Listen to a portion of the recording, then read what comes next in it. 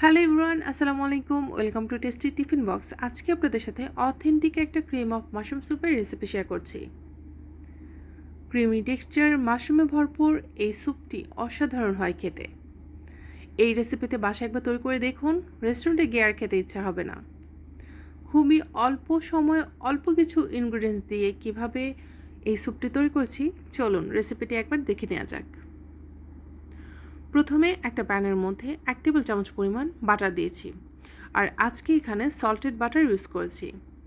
তারপর 1/4 teaspoon garlic দিচ্ছি, এখন একটু ভেজে নিব।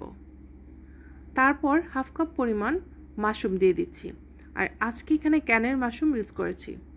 আমি 2 রকমভাবে স্লাইস করেছি, আপনারা আপনাদের পছন্দ অনুযায়ী স্লাইস করে নেবেন। এখন মাশরুমটাকে একটু ভেজে নিচ্ছি, তারপর অ্যাড করে দিচ্ছি 2 চা চামচ পরিমাণ ময়দা। ময়দাটা ততক্ষণ পর্যন্ত ভাজতে হবে যতক্ষণ না পর্যন্ত এটার কাঁচা ফ্লেভার চলে যাচ্ছে।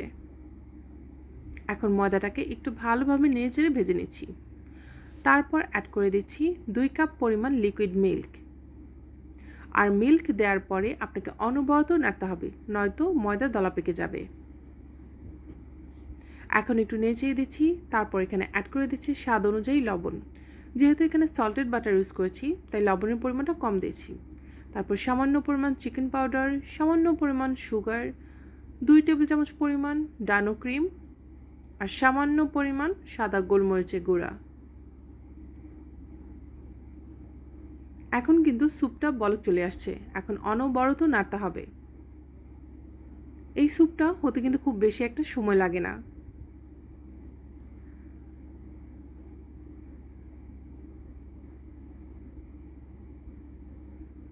স্যুপটাকে নেড়ে চেড়ে ঘন করে নিচ্ছি। যতক্ষণ না পর্যন্ত এটি ঘন হচ্ছে ততক্ষণ পর্যন্ত নাড়তে হবে।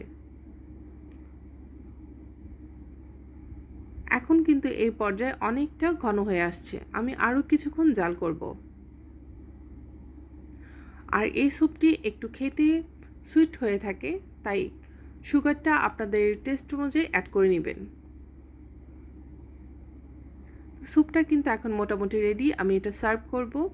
আপনারা বাসায় এই রেসিপিটি তৈরি করে দেখুন, আশা করি আপনাদের ভালো লাগবে। আর ভালো লাগলে প্লিজ শেয়ার করে দিবেন।